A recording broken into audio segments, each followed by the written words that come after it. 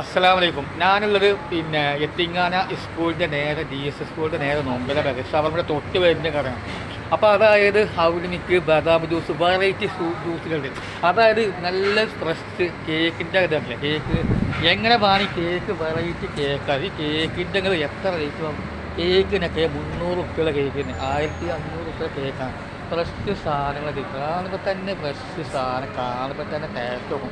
അപ്പം വീഡിയോ കയ്യിൻ്റെ പരമാവധി കാണാം.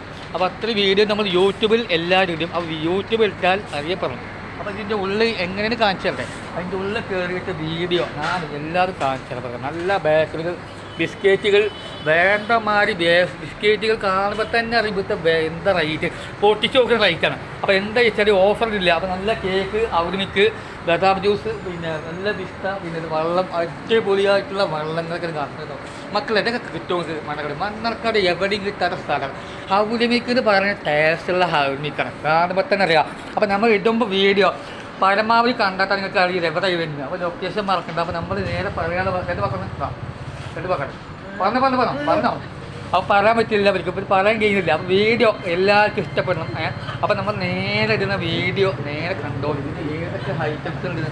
അപ്പോൾ ബിസ്ക്കറ്റ്, പാർലേജി, നല്ല സൂപ്പർ നല്ല ബേക്കറി മിഠായികൾ, മിൽക്കി ബാർ, കേക്ക്, എല്ലാ ഐറ്റംസുകളുണ്ട്.